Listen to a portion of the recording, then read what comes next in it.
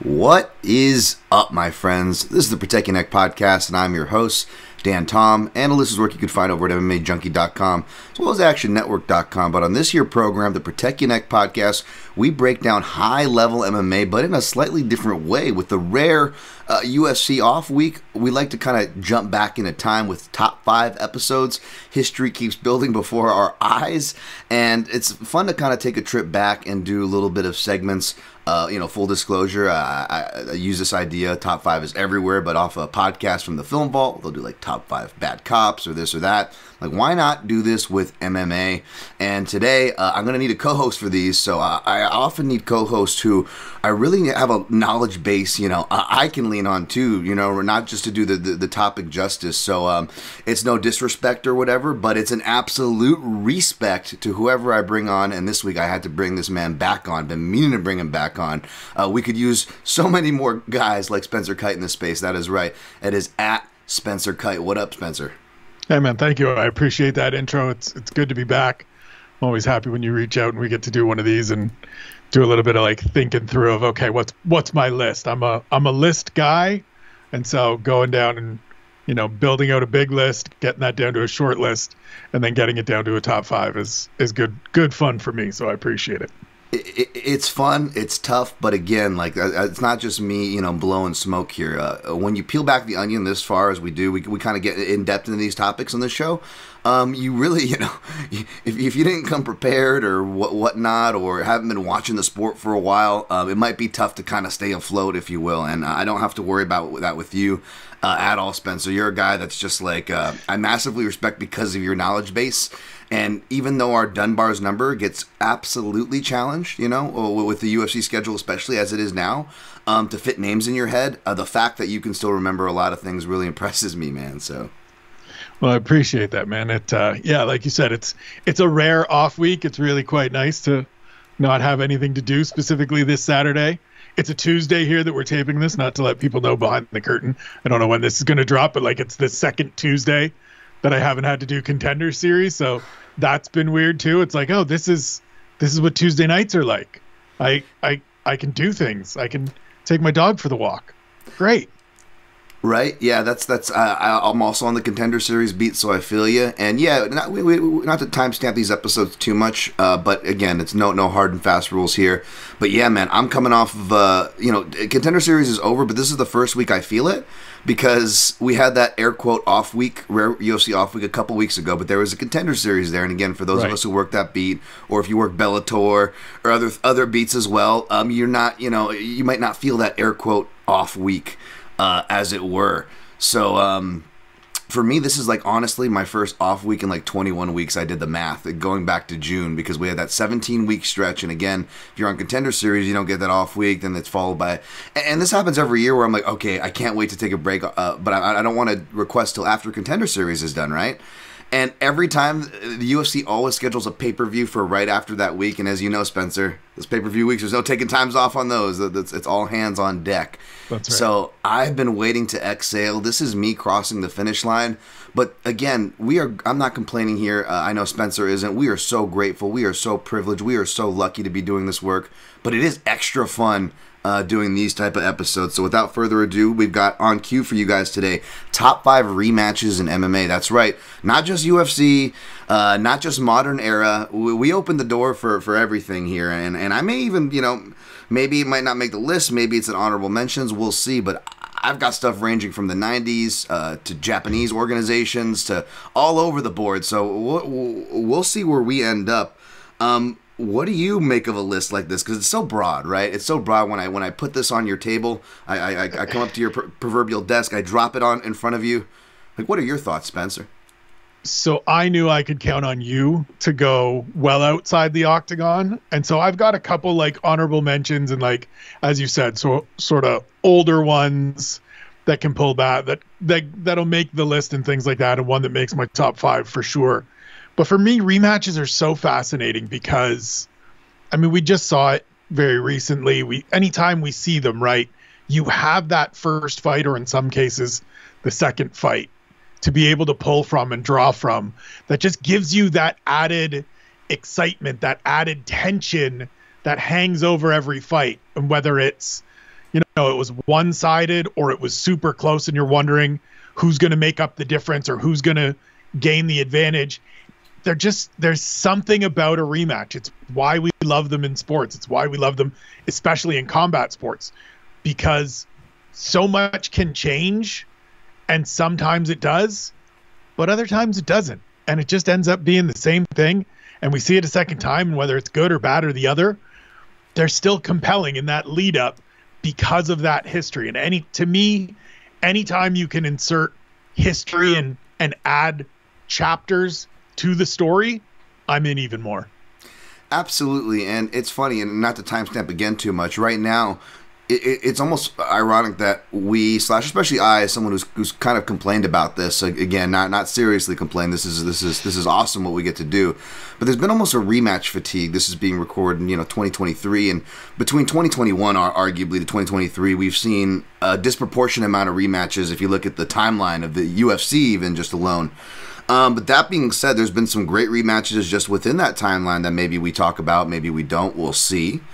But what I noticed, and that was a great that was a great setup, Spencer, that I couldn't put it any better, but let me bounce this back at you. What I noticed, maybe using the film analogy, bringing it back to there, maybe there's a lot of in-between and we just forget about the in-between, but for me, it feels very polarizing rematches in MMA. We either get like Godfather 2, right, where you're talking about sequel better than the original, or you get just these weird like Rose, Carla 2 fights, or these like kind of staring match fights. And I don't want to broad brush, but if I were, I feel like we get a lot of that with rematches. Am I off base here, Spencer? Do you have any feelings on that?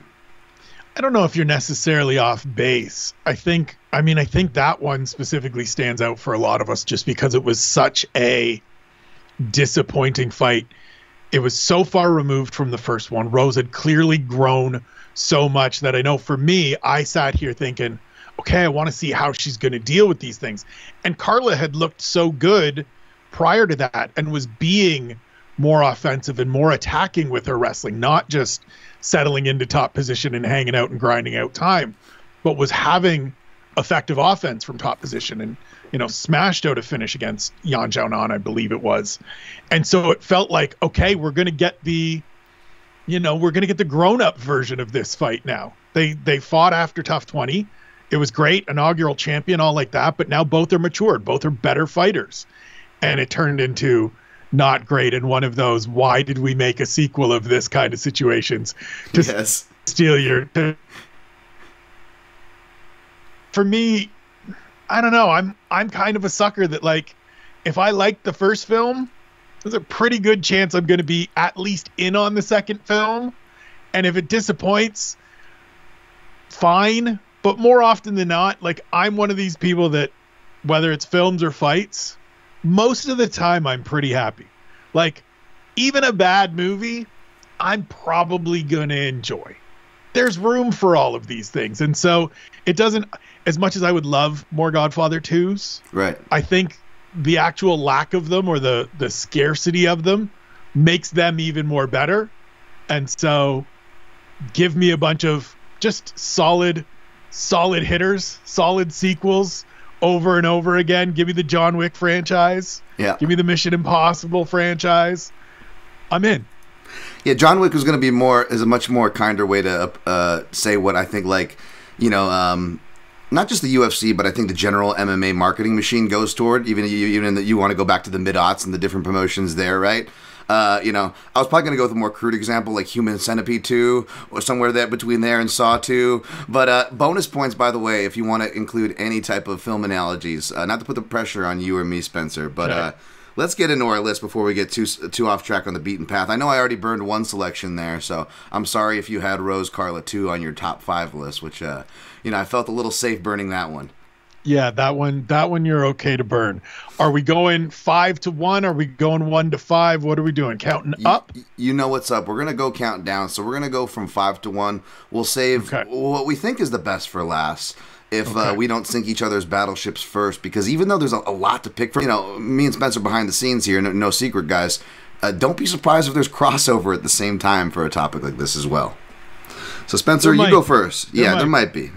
You go first, sir. Right. Please take the steering wheel. So I'm going to actually like kick this off by kind of cheating a little bit. And I'm going to mention two at once. Do it. And it's Frankie Edgar, Gray Maynard, part 2 and part 3. Yes. That happened in the same damn year. And they weren't quite the same fight, but they were pretty close for 4 rounds of the third fight. I mean, every time I get to go back and watch those fights, I'm helping your podcast at the moment. But like that first fight, I still don't know how Frankie Edgar survived. It still seems superhuman to me. And then to not only survive, but come out in the second round and be like, okay, now I'm going to go on the offensive, was absolutely ridiculous. And I think one of the things for me that made that second fight so fascinating was that the first fight wasn't really great. It was just a fight. Like, it was a Gray Maynard fight where Gray was the superior athlete, stronger guy, big dude. You obviously, being a Vegas guy and an extreme guy, probably know Gray a little bit. Really was a big dude for lightweight. Probably could have fought at welterweight and had a much more happier time in the final couple weeks of fight camp. But was a huge dude, won that first fight pretty handily. But then Frankie gets the belt and it just made sense. And it seemed like Gray was going to win that title. And there comes, Frankie Edgar, the little engine that just wouldn't stop. And whether you want to argue about the score, fine. I'm here for those conversations and discussions any day. We got a draw, which, I mean, as much as it initially you go, oh man, this sucks. My first thought was, oh sweet, we get to do it again.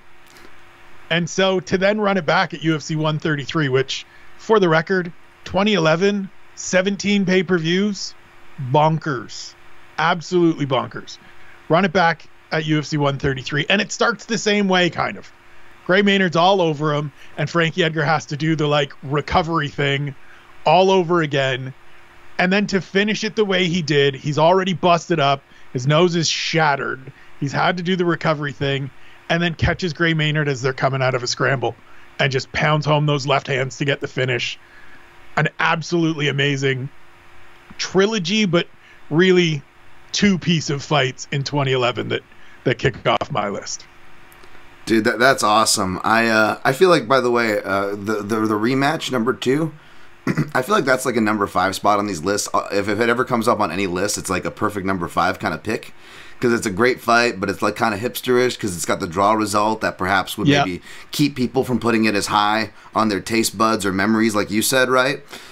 Even though kind of like the Hunt, Bigfoot, Silva things, they're great fights, and you're like, what a draw. But sometimes it makes, maybe that one is a little more palpable at the time. It made a little more sense. There wasn't a title on the line, right? So maybe that made it easier to digest. But this one, I just went back to rewatch it because I love it. I almost cheated and put 2 as well for my number 5. And the one that didn't make it was the rematch, as far as the rematch, a number 2 rematch goes, which is Maynard Edgar. Everybody knows I love that fight. I got to see it in person. Not to name drop, but it was kind of cool also just like to be watching it with like a future lightweight that we putting on great fights, Michael Chandler at the time, who was just this young kid who didn't really know anybody. I remember actually going into the MGM for that fight and hearing someone go, "Hey Dan," and it was Mike, and he's like, "Hey, can I go in with you?" Like he didn't know anybody. He was just like, kind of like, I'm like, "Yeah, man, let's walk in, let's go." And then we had tickets from the same people. Shout out to George and Goes. I wasn't working with them at the time. I was just friends with them. So being able to go to UFC 125 Resolution January was just really cool. And rewatching that fight back from the production perspective, I mean, I know Gray Maynard was tired and just going off of fumes. And even his corner was kind of, they knew the rounds were close. They weren't like pumping too much BS in their corner's ear. By the way, you want to hear Randy Couture in the corner. I love Randy, you know what I'm saying? But we have this Captain America image, but you forget, Randy had a potty mouth on him in those corners, man. He did not mince his words. And they knew it was close, but still, Gray looked like a kid on Christmas Day when they were announcing the decision. Like, you just saw how bad he wanted it. And you forget how crushed he was in that moment. And to your point, they did remake the fight, and that's great that your response was we're going to see it again. But that wasn't Dana's response. Dana was going to push forward with the Pettis fight, but then he just saw how Gray Maynard was just so crushed there on the dais, back when they were still doing full dais post-fight interviews. And he's like, I can't, this kid just poured his heart out. I can't not give him another shot. And I miss those moments. This was very, what do the fans want to see? That'll supersede the UFC's plans kind of era, where they really kind of built their name off of that. This was really still in the prime of that time. And to see them pivot and make that third fight was really awesome. And to your point, it delivered. That's a great selection, Spencer. Well, and it got pushed back, too. I think it was supposed to take place at UFC 130, which, again, was in Las Vegas. It was a show I was going to be at, so I was looking forward to seeing it live, and then it got pushed back to that October card as well, because both guys got hurt. And for me, again, similar to what we were talking about off the top, right? You add another chapter to that story of now we've got to wait a little bit. Now we've got to, who's going to recover faster? Who's going to have the better last couple of, all of those different things continued to pile up and pile up and pile up. And we got that terrific third fight. So a rare situation where we get a trilogy with two tremendous fights. And for the purposes of this show, two tremendous rematches. So it felt fitting to kick off the episode. Great choice. And I feel much better that I didn't go with that. And I actually went with Dustin Poirier versus Max Holloway at UFC 236. Now, we don't get a finish in this fight. We do have a much more definitive decision. They're different fighters, but it almost felt like a similar dynamic. You get and even though Max Holloway has his moments as well, he's obviously hurt for some of the most clear and definitive times that we've really seen at that point of his career. At that level, Dustin Poirier's counters are hitting hard. And it was just such a great dynamic. You have Max Holloway, who I refer to as the builder archetype. But even in my breakdown ahead of it, I wrote builder versus the demolisher. And can Holloway, build enough before getting, whatever he's been able to kind of frame out, just demolished by a big hammer from Poirier? And that's what you kind of saw, in striking form. You see Max Holloway trying to quickly build something like if this is some kind of Red Alert Command and 2 Conquer game. And before he can finish building up his base, Dustin Poirier swarms in with aggress. And you just saw that battle going back and forth throughout the fight. And this is one of those fights from a technical eye too. I know a lot of the analyst nerds kind of geek out on it, but even just rewatching it for this show, Spencer, I was like, I still pick up on different things and cool things that each fighter did. Every time I watch it, there's so much action in that fight. Yeah, I mean, it's two guys at the peak of their powers, right? And I think that's another thing to what we were talking about here of what makes these fights exciting, what makes these fights. This to me is sort of the best version of what we were talking about with Esparza and Namajunas too, right? They fought when they were both kids. Max Holloway's debut, I think it was his 5th fight in his career. As I've often bugged him, it was before he grew into his ears. Goes out there, fights hard, but he doesn't have enough to deal with Dustin Poirier. I think it lasts under 2 minutes. But then we get all these years later, and Max has grown into himself. He's become a tremendous fighter, a tremendous champion. Poirier's had his moments, and then also a bit of a rebuild himself to get to where he is. They're fighting for the interim title. It feels like that moment where he's not necessarily, I don't want to say finally going to get gold, because interim title is kind of like gold adjacent, but he's going to have that moment where he's getting a challenge for a UFC title of some sort. It's a tremendous fight. It's a great pick for this, because it really is that example of when you can see two guys early, and then you see that version several years down the road where they've grown into the best versions of themselves. Such different fighters from that first fight, but still really to what you're saying of like their styles, just building on those foundations that we saw early with some tweaks and some changes in there. I think Dustin Poirier a little bit more different than he was in that first fight, but Max as well eliminated some of the flying stuff, kind of kept it a little more ground-based going forward. But two young guys that just developed into absolute stalwarts in the UFC, and a great fight. Yeah, absolutely. They comport themselves how you love to see, not just in the cage but out as well, which for what that's worth is awesome to see.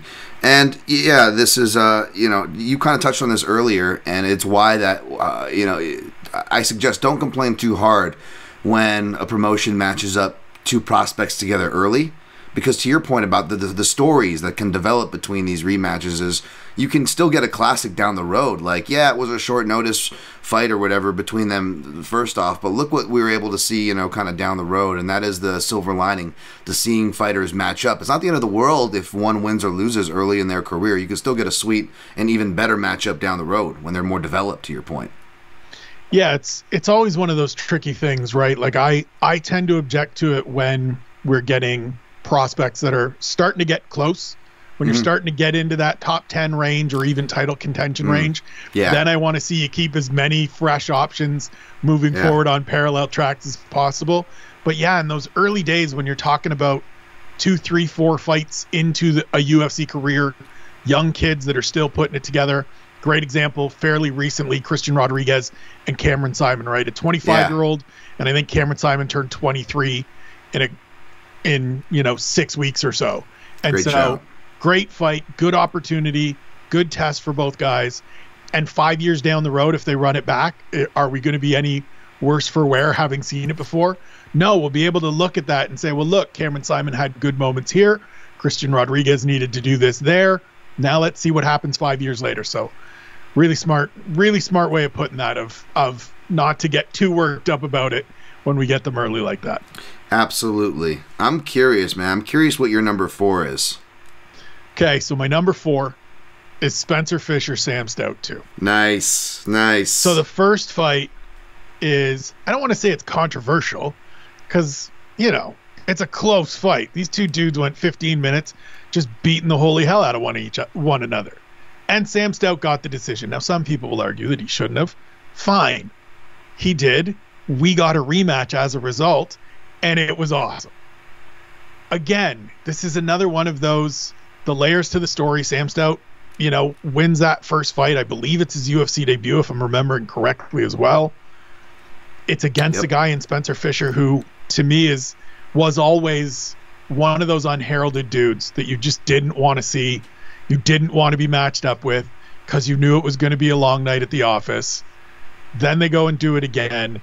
And it's just, Tom Gerbasi, when I was doing my research for this, I went back and read one of the things that Tom Gerbasi wrote about it, and he summed it up perfectly.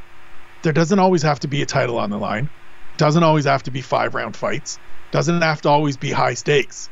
Sometimes you just get two dudes that are absolute monsters and are going to go out there and swing hammers at one another.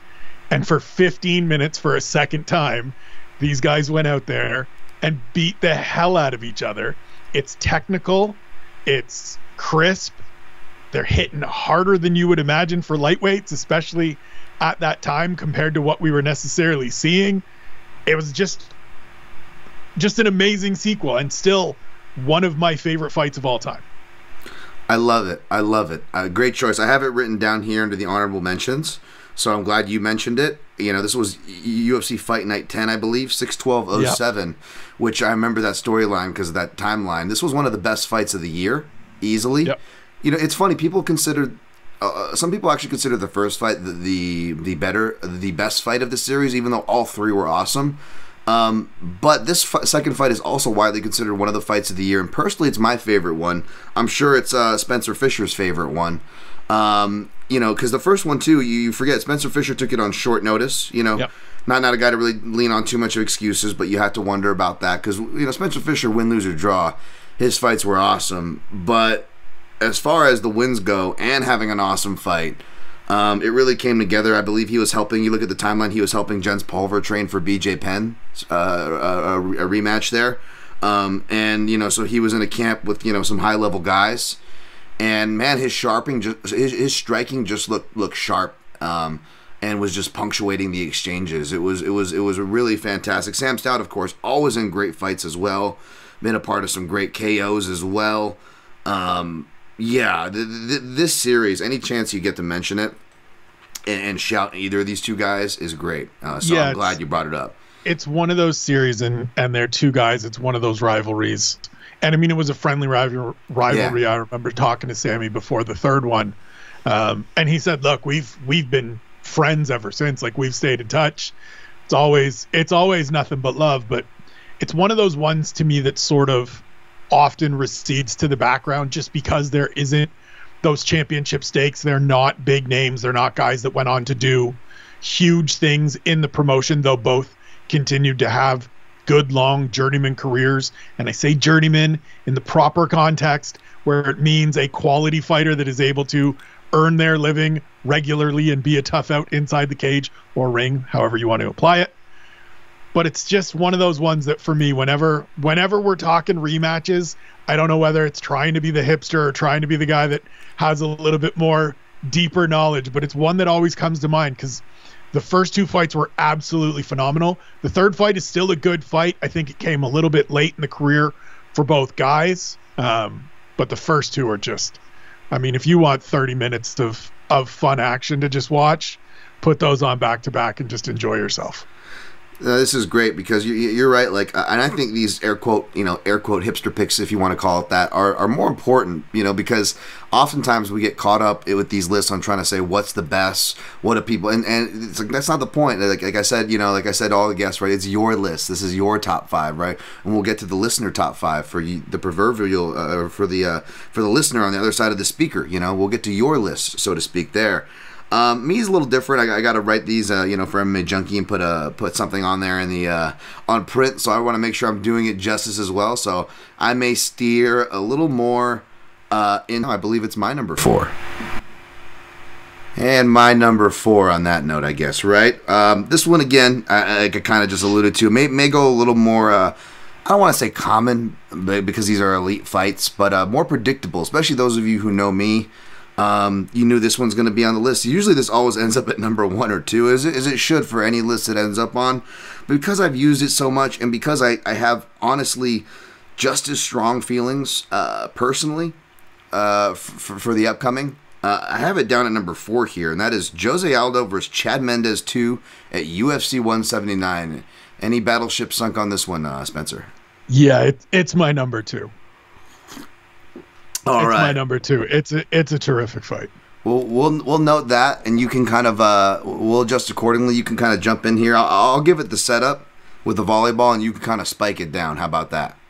Sounds good to me. All right. So yeah, this one, no matter where you put it on the list, you're not wrong, and I don't think anybody could argue that it doesn't deserve to be on the list. It's just again, kind of akin to the Dustin Poirier Max Holloway. These are two fantastic fighters, not just rematching, but rematching in their arguable primes. Chad Mendes, was able, even though he didn't really get to show much of his advancements at the time, was able to show kind of that Dwayne Ludwig influence of the Team Alpha Male that was going on. The TJ Dillashaw was collecting a title. They were doing some good things there. So there were some positive trends to get you excited, even if you were just reading the results that, he just got kneed the first time around in Brazil, and now he's going back to Brazil. What should we expect here? And no, what we got was just a fantastic fight with just bell-to-bell action, drama, a little bit of controversy sprinkled in. Shout out to my guy, Gorgeous George Garcia. All great fights need to have a little bit of controversy. Maybe they don't need to, but a little bit of controversy doesn't hurt it, I should say. And right. It sounds crazy at first, but you think about it and you're like, no, that actually, there's a little bit of that in there with the late bell shot, and it just brings the intensity. And I don't know if you remember where you were when you were watching this. It wasn't so much where I was, but it was the state I was in. And I didn't have any money on this fight. I was more of an Aldo fan than I was a Mendes fan, but I was also a fan of underdogs. And I just remember Mendes winning me over throughout the performance, and me just almost subconsciously cheering for him, wondering, can he really get this done? Even though they were competitive rounds that I have no argument, obviously, going to Aldo the way they scored it. What were your thoughts on this one, Spencer? So, the reason it makes number 2 for me is it feels like it was the fight we were meant to see from these two guys. Yeah. The first one is, it's got its own memorable moments with Aldo racing out into the crowd and having the celebration, and that was certainly great. But I remember watching the first one, and there's the fence grab when Chad's going for a takedown towards the end of that first round, and then the knee comes and we're done, and it felt unfair. And I'm somebody that will often make sure people try not to use the word fair when talking about anything with MMA, whether it's bookings or results or anything like that, because fair ain't got nothing to do with it. But it felt unfair to me. And so to see them do it again and to get it re-racked was great. It's another one of those fights that was supposed to take place, I believe, a month earlier. I think it was supposed to take place in Anaheim. That got kiboshed. They went back to Brazil. So there was that element to it. You asked sort of, to build a really good relationship with Chad Mendes, with Uriah Faber, and that whole Team Alpha Male camp at the time. And so, not that I necessarily had rooting interests, but when you talk to people regularly, you want to see them have these moments and have these opportunities. So win or lose, I was happy to see Chad get a second chance at the belt. And then we got the fight that it felt like we should have gotten all along. And we finally got to see these two guys that were the absolute, pillars of the division, starting all the way back in the WEC, finally get to have that moment in the UFC. For me, it was the fight of the year that year. It was super competitive. Aldo rightfully won, but it was one of those fights as well where, like, if you came away from that thinking any less of Chad Mendes, you were crazy. Because it was a fight where, yeah, he lost. He didn't get the job done. He didn't get a victory. I'm not a big moral victory guys, but I'm a big stock up regardless guys. And his stock went way up in that fight despite the loss. Absolutely. And it was just an all-timer MMA fight. The technique that's on display, the exchanges, the sequences, the pacing. I mean, just insane, 25 minutes, all gas, no breaks, like Aldo at the peak of his powers, Chad at his absolute best. I mean, it's a loss, but it's his best performance in his career. And I don't say this to cast dispersions or take away from it at all, but just because it's funny and it is of note and arguably apropos with the USADA news. But this wasn't a time period where all the Brazil cards, you saw the Brazil cards like through 2013, 2014, and there was a big TNT on the middle of the mat. Not so coincidentally, guys were jacked out of their minds in every fight. I'll just leave it at that. But we got some great fights in that era. I'll also just leave it at that. Yeah. There's going to be when we get far enough away from things in this sport, and I know it's coming up to 30 years, but it's still only like 20 something of Zuffa or whatever we're calling it now. There's going to be a time when you and I are old and gray that we sit down and look back on some of these eras, and there are going to be some weird pockets to discuss, man. Well, and we'll talk about it when we get there, but there are some fights, I don't know about you in researching for this episode, where I went back to look back, maybe in the 2006, 2007 era, and maybe fighters who both, popped positive and were talked about, widely in their career, that maybe I was like, I never really accused that guy. Yeah, you look buff or whatever. I didn't really, and then you go back to watch some of these, you're like, oh, especially after like now with the USADA. You're like, oh, I see what people were talking about. Okay, I see why people were talking certain ways. But we're not here to do that. We're here to pay respect to these athletes. I just can't help but mention the funny eras that our sport goes through. Yes. All right. Give us your number 3 then, sir. Take us to number 3. So my number 3 is a pretty standard one, I think, for most people that are going to be making a top 5 list of rematches. It's Matt Hughes, Frank Trigg 2. Nice. And it's just like, so the first fight is a good fight. It's a competitive fight, even though it only goes around. We get the rematch. It's a couple years later. Frank Trigg works his way back. Matt Hughes still at the top of the mountain, or back at the top of the mountain. And it just starts, and it feels that those initial moments, right? The low blow, not called, basically get the football referee play on from Mario Yamasaki. And it looks like, all right, well, this is where Matt Hughes' reign ends, and Frank Trigg's going to get the title because he's in deep on a rear naked choke, and he got there from clearly a low blow. And then we get the second half of the fight. And then it slams him into the ground. That is still the climactic moment of the Baba O'Reilly pre-pay-per-view, pre-main card montage. And even though I've seen it 70 billion times, both live or, just watching the fight myself or watching the montage myself, I still get chills because he scoops Frank Trigg up, hoists him on his shoulder, walks across the cage, dumps him on the ground, and then chokes him out the same way he did in the first fight. And it just, like, initially I think this is one of those ones that I've grown to love more as I've gotten older. Initially, it was one of those ones where everybody picked it, and I know it's Dana White's favorite fight and all of those things. And so I wanted to do the hipster thing of push away from it and have something else that's cool and edge. Nah, man, this is one of the best rematches of all time. Hands down, no question. I'm not taking arguments. It doesn't have to be in your top 5, but it's got to at least be on your short list when we're running these things down. I understand that these are subjective arguments, but there's some times when you have to be like, nah, but that one needs to be on there somewhere. I agree, man. And speaking of another, even though Trigg was only with Extreme Couture for a smaller window of time, but a guy like Gray Maynard, another wrestler guy, just so close, right? Always the bridesmaid kind of a deal, right? Like right there, could taste gold, right? This was another one of those classics there, where you have to appreciate the poetry of that, right? Yeah. As sad as it is for Trigg or the Maynard side that they didn't quite get it, and I hope it doesn't bother them too much because they have a lot to hang their head high about. But yeah, there's that poetry to it, and more so, just the slam alone, I feel like makes it deserve it in this list because it's burnt into your brain, Even going back to watch the Edgar Maynard fight, that happened back in 2010, when in round 2, when Frankie Edgar in the rematch picks Gray Maynard up and scoops him up. Right. I was like, oh, Matt Hughes moment. In my subconscious in my head, I don't even realize I say it. It's just so burnt in, and I don't even think people realize where that reference comes from, to your point, and in defense of that pick, right, Spencer? Yeah, and I mean, we still see it, and like you, every time I see somebody, try to carry someone over to their corner to deposit them on the canvas, it's what I'm thinking about. And I mean, to what we were saying earlier of like years down the road, or even probably now, there are people that see Frank Trigg refereeing fights and are like, who's that dude? And they know him from being a referee, or they know him from, some of the film work he's done or things like that. Yeah. They don't know him as Frank Trigg, 2-time welterweight title challenger and real quality fighter for a number of years. And so to the UFC, and a really great performance, a really great fight.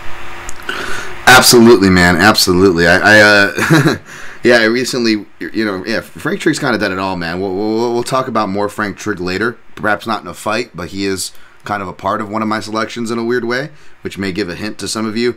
But I'm glad you also picked that over the BJ Penn 2 fight, because I don't know if that was a Dana in the moment thing where he's like, I think that just surpassed my previous favorite fight.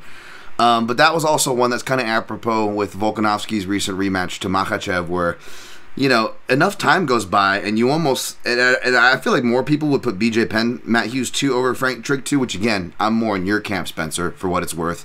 But I say that because recency bias, even though these are old fights, it was the more recent one. You get a bigger name in BJ Penn. And as time goes, that's the dangerous thing about taking these fights kind of on short notice. You almost forget about that caveat, which is another reason why I rank the Trigg win higher than the Trigg rematch higher than the Penn rematch even, is because you forget the caveat. That was originally supposed to be George St. Pierre in that slot, and Penn had to actually step in kind of short notice, and not that he was the best condition anyways, and that the fight would have gone well into those rounds that they were going anyways.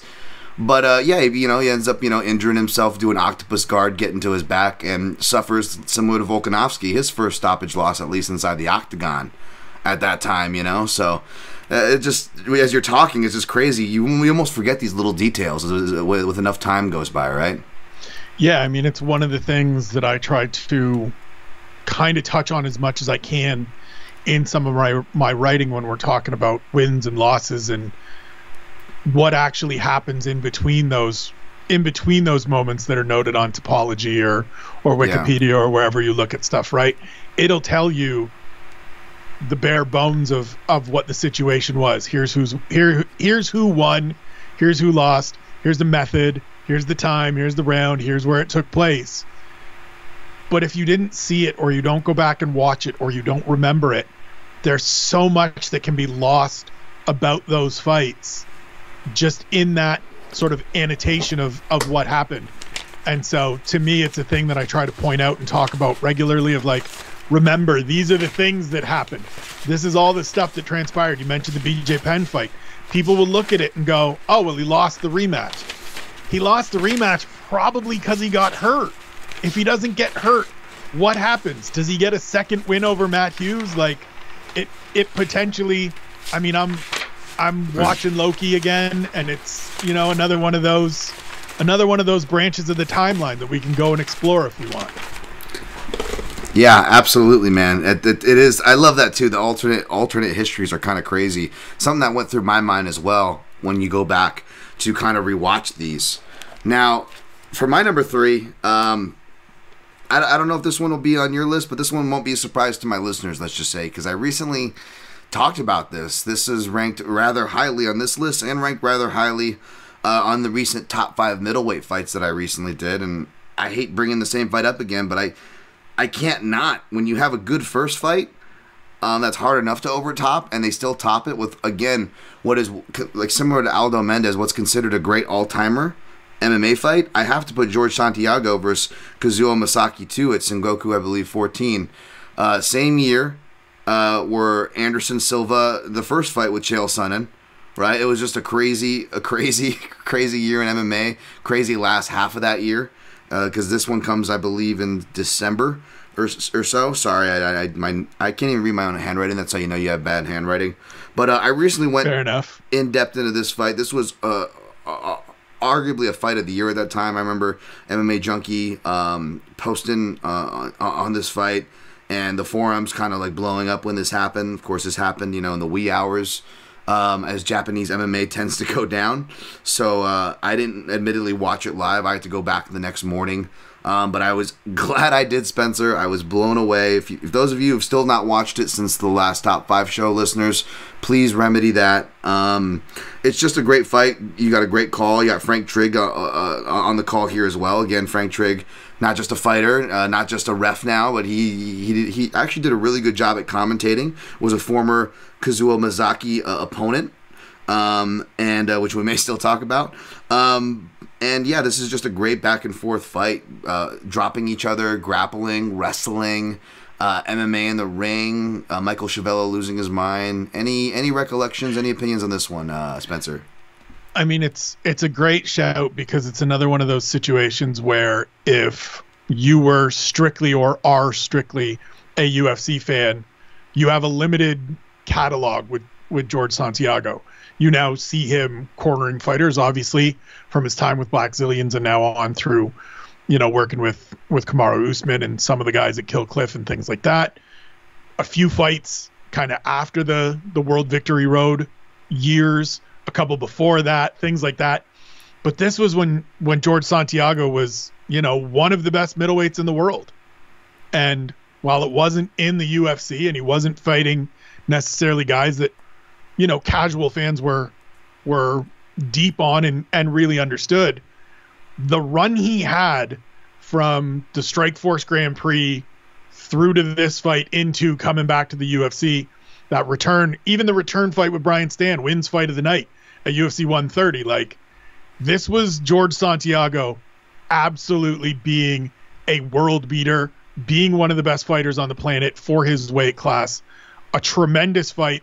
This is another one of those ones where if you want to just sit down and watch 2 fights back to back, like to just take in the entire series, you can't go wrong with this. Sit down, give yourself, it's not quite 2 full 5-minute or 2 full 5-round fights. It's 4 rounds and then a piece of the 5th in both, which is awesome.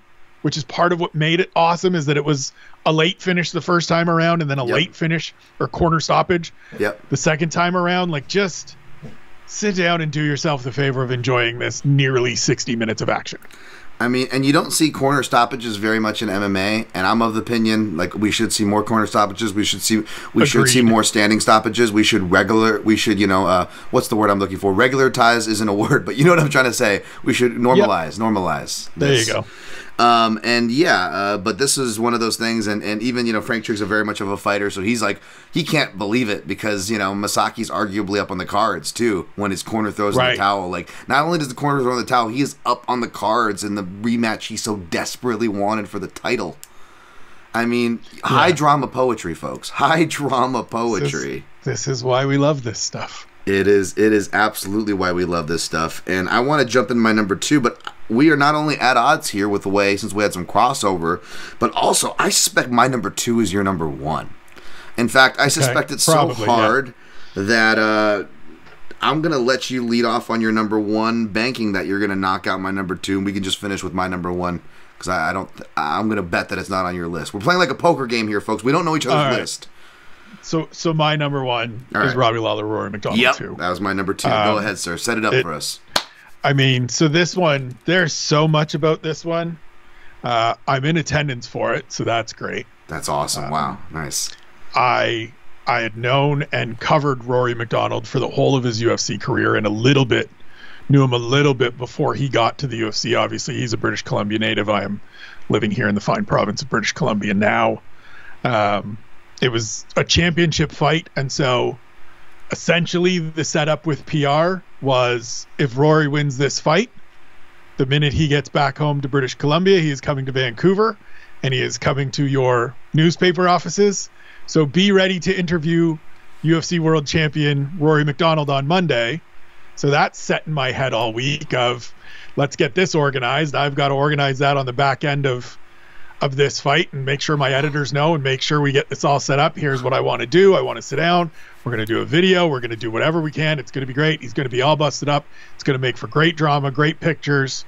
I know he's not a great interview some of the time, but I have a good enough rapport with him. We've spent a bunch of time together that we can pull something out of him, and it's going to be a champ. All of that is there. And then they have that fight. And it's just, I mean, there were moments watching that fight, and that card was one of a couple cards that year. We're going into the final couple fights. I just closed my laptop. I'm not live blogging. I'm not tweeting.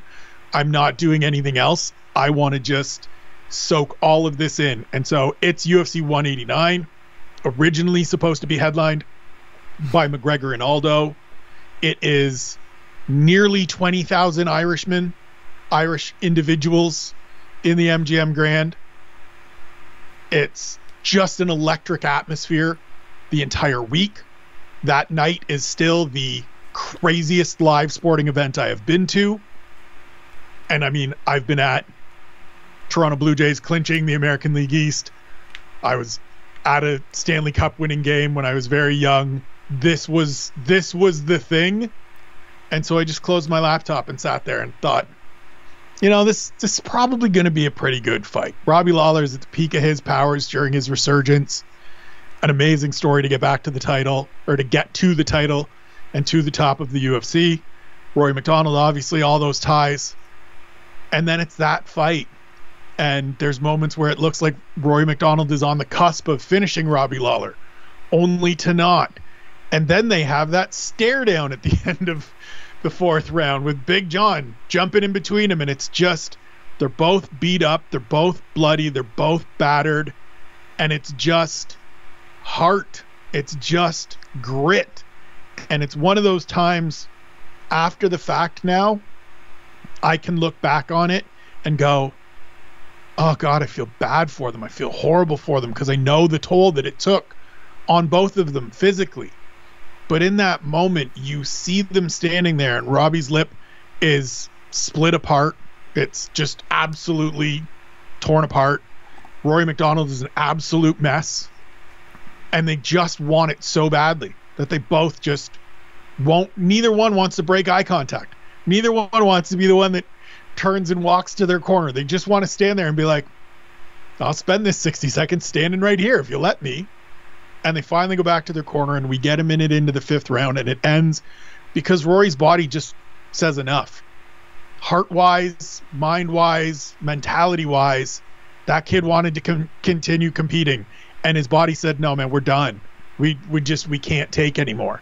And he was never the same after that fight.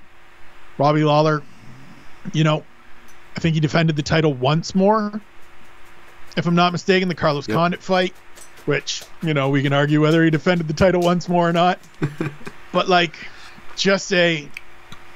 to have watched Robbie Lawler's rise to that point and gotten to talk to him a couple times along that way, to have the relationship I have with Rory McDonald and see that fight and be there for that, it's still the number 2 moment I've been in attendance for as somebody that gets the great honor of covering these events. You got to be there live. I was there for these like fight weeks. I live in Vegas, but I never went to the events to work or shell out like the money as a fan. And man, I mean, to be able to be at these events, we'll talk about the number one, because that's my number one regret as far as like a show not being able to be at. That's another ironic thing too. A lot of these great rematches happen to be on like really great cards, like all-time great cards, which is insane. Like 3 out of 5 of my lists are easily all-time great cards, and that's not including Poirier Holloway 2, which I can't remember the card off the top of my head, but if we're talking about co-main event to main event stretches, that might be your number one. Adesanya Gastelum and followed by Poirier Holloway. Right. I don't know if there's a 1-2 punch, right? There might be one that's better than the other individually, but find me a card that has two great all-time greats at the end like that, back to back. I mean, that's a pretty great fight card. I'm doing a list coming up this week for UFC.com of my 10 best UFC fight cards. That one's probably going to have to be on it just because of, look, the rest of it is okay. There's some good performances. It's a bunch of decisions for the most part. Yep. But when you're closing out with that 2-piece, it doesn't get much better than that. And apropos to Robbie Lawler, the dynamic of that fight with McDonald, the rematches, and great cards, this might be recency bias, but I'll burn it now because we're toward the end of our list. But UFC 290 is one of the greatest cards. I think it might make my probably my top 10. I don't know how far up it is, but top 10 of all time for me. That's pretty big, and it was just an amazing card, right? And Alexandre Pantoja was an underdog, kind of like Robbie Lawler, the old vet. People were writing off despite already winning the match the previous time before. He was like Lawler was an underdog coming into that rematch, and what ends up being a great card. Lawler himself was on that card, finished his career on the undercard against Nico Price. And I just remember like that. I kept citing Lawler versus McDonald 2 all fight week, and then especially after with the result with Pantoja and Moreno, because it just gave me all those vibes. You look at a guy who's just always been there, always a dog, yet not really maybe given the credit he deserves. Everybody knew they're a warlord of sorts. They're here to scrap, but maybe not quite getting that deserved respect. And I feel like that was a big thing for Lawler. And then as a McDonald, whether you're a fan or observer, how can you, especially going back to watch that, I almost feel guilty. Like my heart is like breaking for Rory. Like, because I'm just like, you know what the cost was, what you just said, Spencer, and you're just like, oh my God. And not to sound like parenthetical or anything like that or out of place, but it's just like, you almost want to reach out and hug him. Like, no, it's okay, buddy. It's okay, Yep. Like, because you get why the hype was, on the other hand, the hype was there for a reason, folks. He was being anointed as the second coming of GSP, Canada's next hope, however you wanted to frame it. It was there for a reason. And you see those turns, I look back at, it reminded me of Diego Sanchez versus BJ Penn. And I know Diego Sanchez, just like BJ Penn now, is remembered for the back half of his career. But people forget how many fights Diego Sanchez won even before the questionable wins part of his career. Like when he was wiping the floor at welterweight. Like you go back to his record, there's a clear mark of where things stop. There are some of those fights that just do that to a fighter, right? And this was it for Rory McDonald. And this was a great fight, but man, the price that they had to pay. Yeah, absolutely crazy. I remember talking to Rory ahead of his fight with Stephen Thompson in Ottawa. I was there covering the card, sat down with him and Faraz, and just kind of the first chance I had to sit just privately with the two of them to just catch up a little bit and, have a conversation. And I just kind of said, like, dude, I don't want to dwell on it. I don't want to go back to it too much, but like, can you just walk me through? And to hear him talk about it, I could feel sort of the weight of that moment.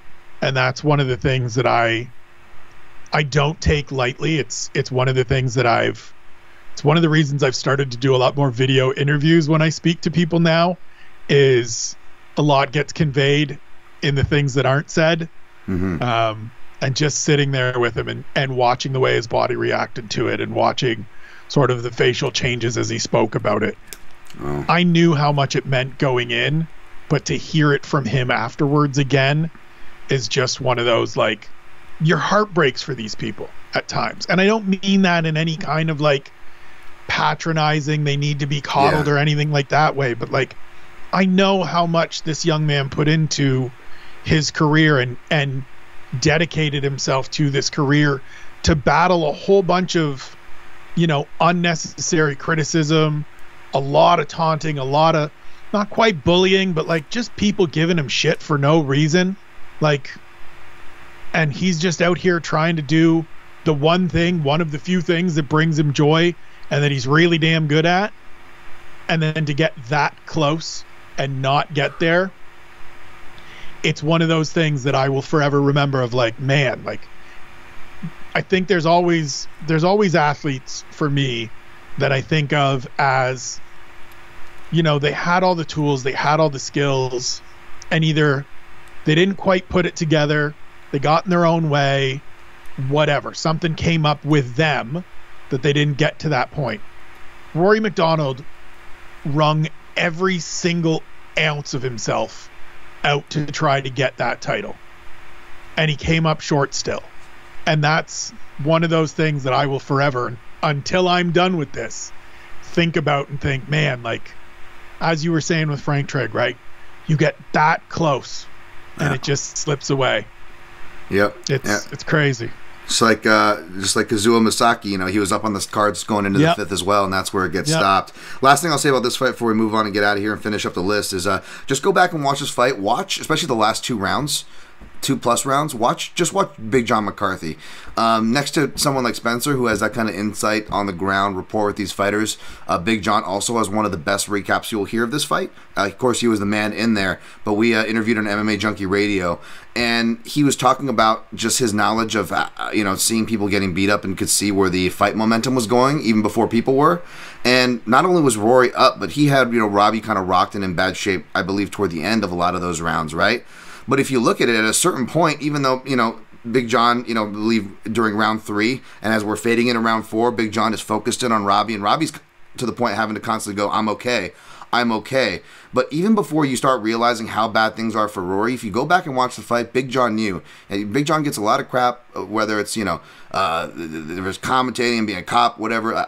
You guys know me. I've always been a big fan of Big John, even if he's not the biggest fan of me after an op-ed I may have written. But I still have a ton of respect for Big John. And, man, you watch him and officiating that fight, like, his eyes know that Rory's in trouble before we know. It's a really cool perspective to watch that fight from. Yeah, I was watching, I can't remember what fight it was. I was watching something today that Big John was officiating, and there's a moment before kind of what ends up being the final round, and he checks with the fighter in between rounds. He checks as we're getting ready to come out to start that next round, and just gives them the, you good? Like, just that little check-in. And it's a thing that a lot of referees do. It's a thing, it's not a John specific thing, but it's those little things that are always telling to me of just, you understand where these guys are at in terms of paying attention to what's happening and how dialed in they are as well. You know, we're super critical of referees at times, but I mean, they're on the ball most of the time. They get it right far, far, far more often than they get it wrong, and yet we tend to remember the times they get it wrong. But yeah, Big John was absolutely the gold standard for a long time. Great referee overall, and those moments of knowing this is where this fighter's at. Let me check in here. Let me just get that double check, get that little nod, get a response from them. Always a great sign from an official. Absolutely. All right, wrapping up this fight, my number 1. Now, I was confident this wasn't going to be on your list because for whatever reason, it wasn't on most people's lists when I did the skim around to kind of get some ideas to make sure I'm not missing anything, so forth, which is crazy because this fight, although it might not be my number 1 MMA fight, like I said vehemently for about a decade, right? This is my number 1 MMA fight. And, the last half a decade or so, I don't know if I can really say that, obviously. Even though the technique is good, you still have submissions, ground and pound takedowns, a spinning back fist here, there. But it does happen on what is still, I feel, one of the best events of all time. In fact, when I went back to rewatch this fight, I wanted to watch the beginning because it was a Pride fight. And, of course, I'm talking about Pride 33, the second coming, one of the greatest cards of all time. I ended up watching it from start to finish. You have the aforementioned Kazuo Masaki, who used to be the Pride Welterweight Championship, which Dan Henderson held going into this event, facing Frank Trigg, who did not just fight and commentary, he did it in the same night, folks. Of course, you had Josh Barnett, who does a great job on commentary. I didn't even realize he does a really great job kind of soothing the egos. This is a time where, they don't have Morrow, they don't have the normal crew. I would be real curious of what the story was behind that. I know this was their second event Pride had over here in Las Vegas. This was at the Thomas and Mack Arena, right across the street from where I get tattooed. Right down the street from where I live now, kind of. Very familiar with this. I had friends in attendance at this show, so much so that I could look into the audience and start recognizing people. And you can recognize people too, even famous people, from Nicolas Cage to Chuck Norris to who else did they have there? I mean, Pride pulled out all the stops. I'm curious, what they did to get all these kind of people out here. But it was quite the event, and of course it is headlined by Vanderlei Silva versus Dan Henderson too. The first fight was more competitive than even I remembered, because Dan Henderson is able to hang tough, even though he feels like he's kind of like hanging on to his life, like a lot of Vanderlei opponents. You have Vanderlei towering over him, kicking at his legs. But Dan Henderson hangs tough, is actually able to mess up Vanderlei Silva's eye. Of course, Vanderlei Silva still wins the fight. And we get the rematch, I believe, 5 or 6 years later at this point. This is, of course, in 2007? February 24th, 2007. And this is the first time where, the double champ era, all this stuff. Well, as far as modern MMA goes and major promotions, this is the first time it happens, where a dual double champ.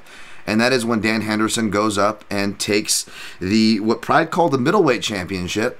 Of course, it was 200, 203 pounds or something like that. It was basically the 205-pound division. It was basically the equivalent to light heavyweight, which meant Dan Henderson being a welterweight champion meant, he was the 185 champion. You got to do that math there.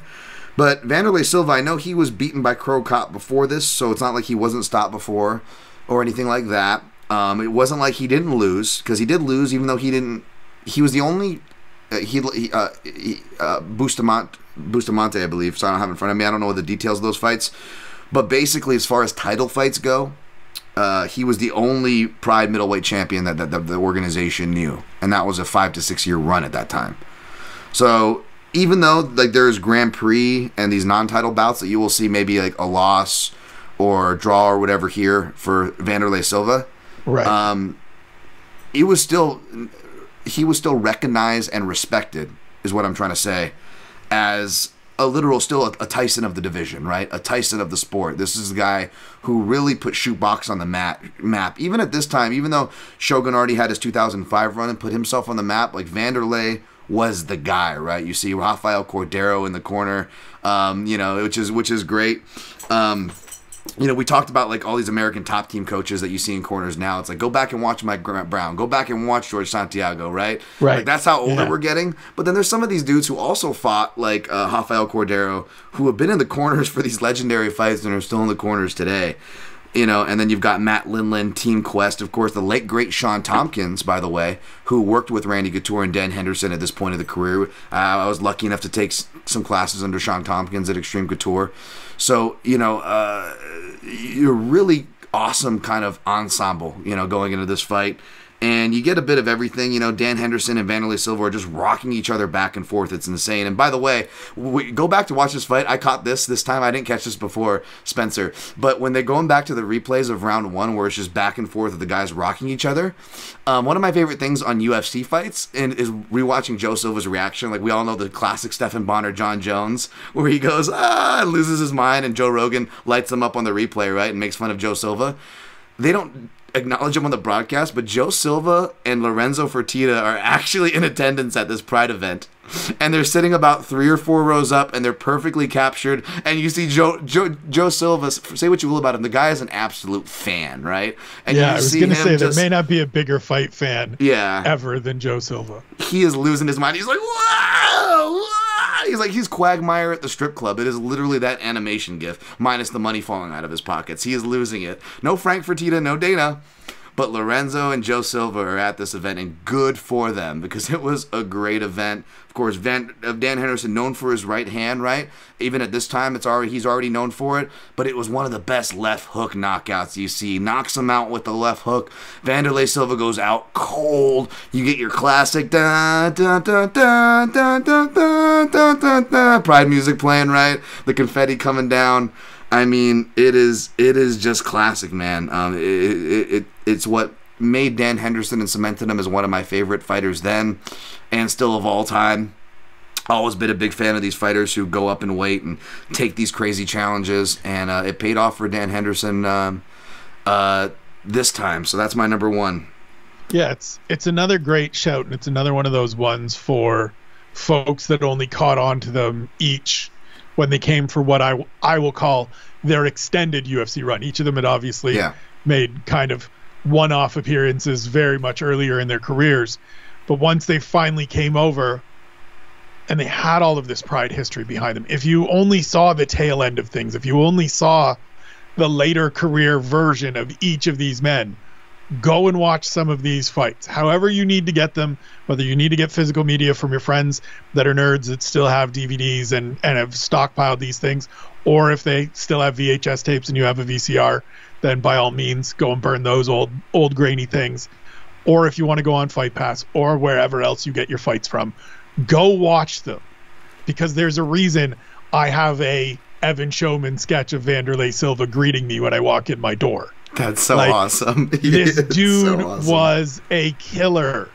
And for Dan Henderson, as you said, to go out there, already was the welterweight champ, middleweight champ in Pride, to go out there. I just remember the thing for Dan Henderson that always stands out to me is having those two great big oversized shiny silver belts on his big broad shoulders, and it just looking like the coolest thing ever because he's got both of them.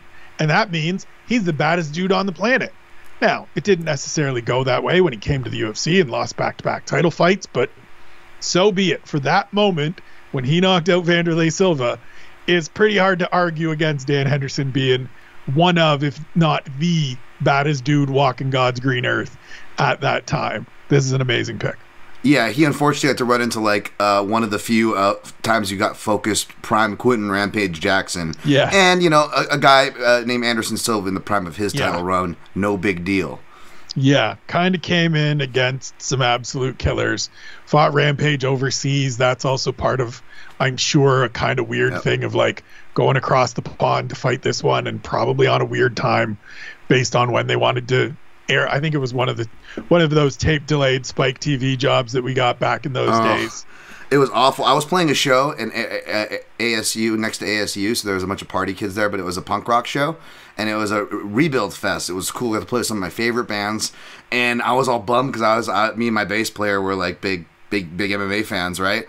And we had the weird tape delay, and I'm just doing crowd guy talk, trying to kill times while guitar player tunes or whatever. So I'm like, all right, guys, so who you got between Rampage and Hendo? Dude, if there was a tumbleweed, it would have just rolled right through there. Yeah.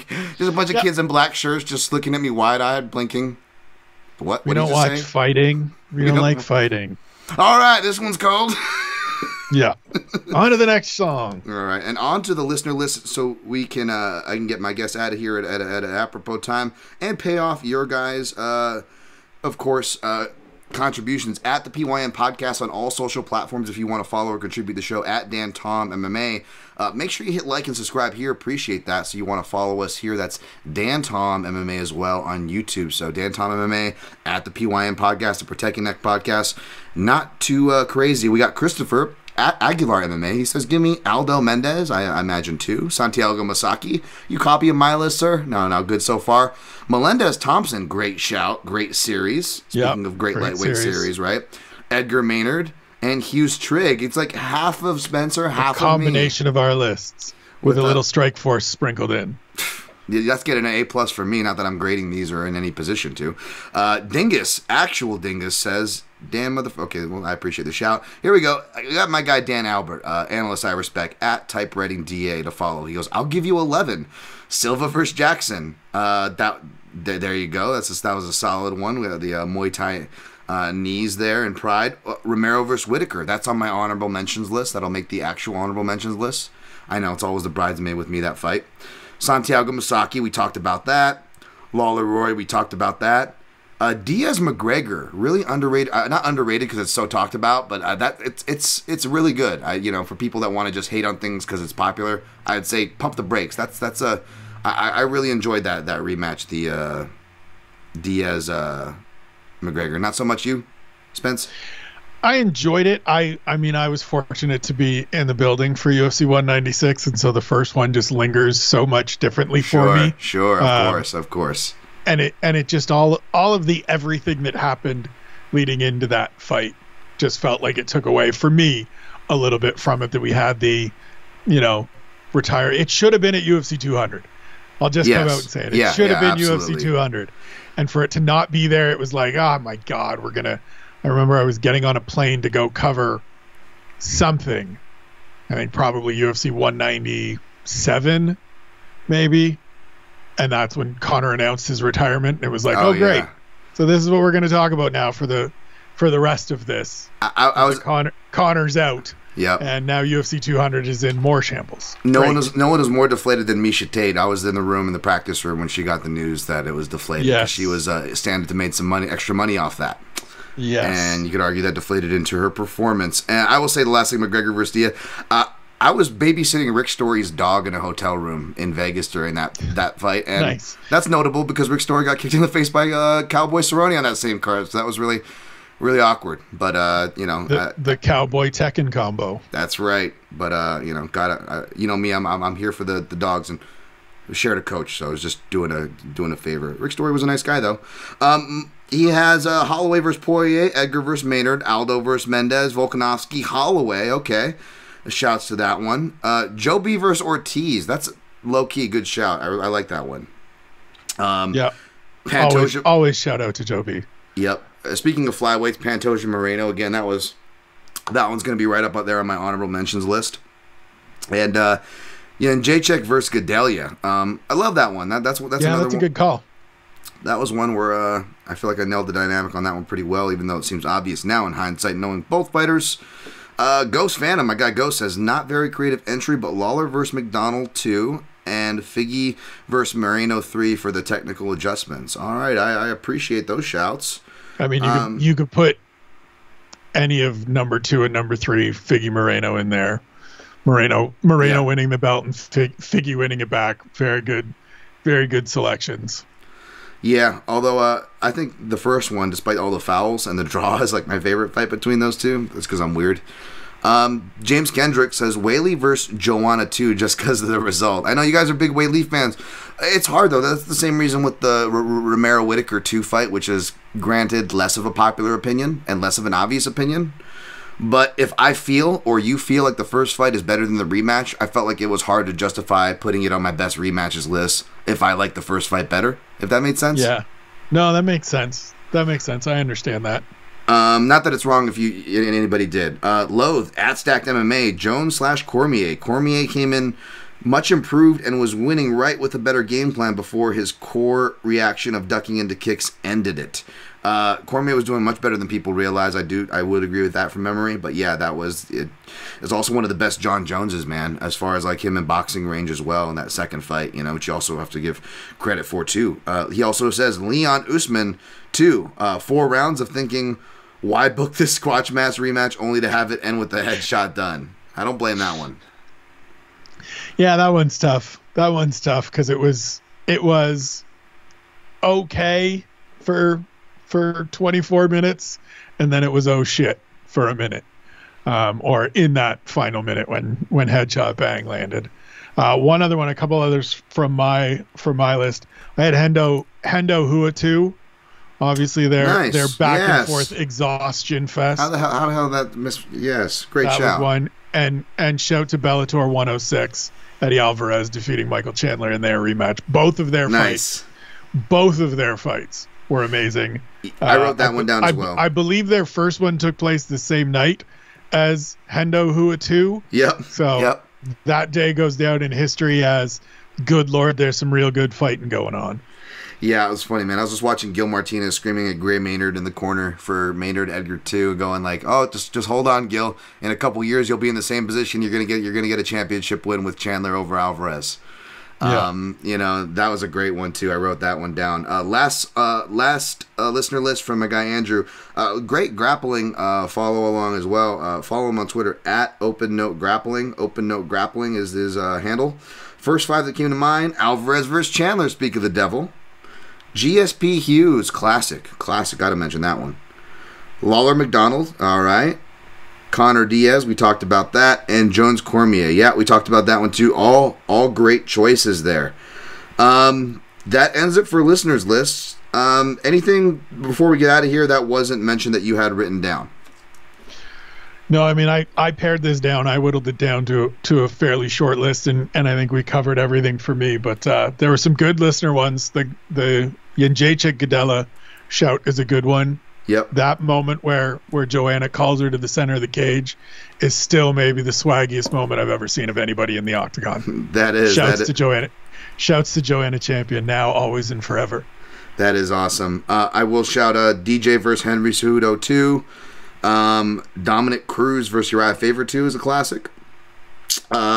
Even though this was an awful fight, you could arguably say this was one of the biggest rematches, or it was billed. It was definitely billed as the biggest rematch. It was the first UFC primetime. That was BJ Penn versus George St. Pierre 2. You want to talk about big rematches, even though it was a complete dud. Liddell Quinton Jackson was a big one. Liddell Ortiz 2 at the time was a big one. Yeah, I was going to say we could go into the Liddell Couture series, the Liddell Ortiz series. Those certainly have to get shouts. Poirier versus McGregor 2 is a solid one. I know it's more popular and more maybe obvious, I guess, but just wanted to shout that. And I won't mention this one because it may come up in my top 5 90s fights, but I will mention a 90s fight in Pancrase 8 that was mixed rules. Minoru Suzuki versus Maurice Smith 2, mixed rules fight. Real cool one. All right. There you go, Dan Tom going into the vaults for that one. Had to go. We'll talk. We might talk more about that one when I finally get my guy Kyle from Combat Chronicles on for our top 5 90s fight. That's been a slowly but surely tape study to try to break away and dive back into those bad boys, but I've been slowly doing so. But man, this was a blast for top 5 rematches. Spencer, thank you for doing this with me, man. This was fun as always, dude. Of course, man. Anytime you call, I will answer. I will be here. I will do the work to come up with a solid list for you. I love this stuff. Well, before I let you fully go, though, can you just tell the listeners if they want to do what I want to do, what I do, I should say, and follow you both on socials as well as Substacks or anything else you got going on you want to plug? The floor is yours, man. The easiest way to do it is follow me on Twitter and Instagram at Spencer Kyte, SpencerKyte, all one word, all lowercase, no extra anything's in there. I shamelessly promote just about everything I do, at least on X. I try to get it all up on IG, but I'm not as good with it as I should be. But that's where it all is. UFC.com, the Keyboard Kimura Substack newsletter, and then once a week over at OSDB Sports. But we're gonna be looking to expand that here in the coming months. So keep an eye on that. We'll be doing some fun stuff over there, UFC related, in the not too distant future as well. Yeah, absolutely. Just to add to the Spencer's plugs, not just a great writer, great source of knowledge, content creator, person to invite on your podcast, by the way, is a resource. But even with the Substacks to his written stuff, whether you like even just like things as mundane as picks or whatever, but more specifically, I'm speaking to the technical nerds that listen. I say that with love, who listen to this show. Spencer's one of the guys out there does one of my favorite content pieces that I know has been rightfully catching on more so, which is the coaching, which is the getting in the minds of coaches, whether it's coaches that maybe I already have a relationship like Eric, or coaches that you're not familiar with and that I've gotten to get familiar with, thankfully, through the help of Spencer's article. Sean Madden is who I wanted to shout out as well. I just love the selection that you get on there. You got my guy Tyson Chartier, another guy I respect. I really appreciate you doing these because I know that fighters and the names that fans are familiar with, that's what we tend to base a lot of our content, obviously and rightfully, about. But man, I love the calories spent to get into the minds of the coaches, and I want to thank you and appreciate you for doing that content. I appreciate that, man. It's been it's funny. The first the 1 year anniversary of my A Conversation with series is today. First guest was Tyson. He was actually one of the people that put in my head the idea of doing the Coach Conversation series. He and I have built a pretty good relationship here over the last couple of years. We got talking about kind of doing some breakdowns, doing some stuff, giving some coaches some opportunities. So to him, Saif Saud, Eric Nixick, Sean Madden, Elliot Marshall, Mark Montoya, all the people that have stopped in over the years. I mean, just for me, and I talked to Sean a couple weeks ago now, 10 days ago now, and just told him, like, one of the best things, one of the smartest things I've done in the last 2 years is introduce this series, because it means that before every pay-per-view, I get to sit down with really smart people and pick their brain and learn from them. And so that other people are enjoying it, that other people are consuming it, whether it's 5 people or 50,000 people, I'm happy that it's resonating with anybody. So your kind words are greatly appreciated. And your support always has been as well, my man. I appreciate it.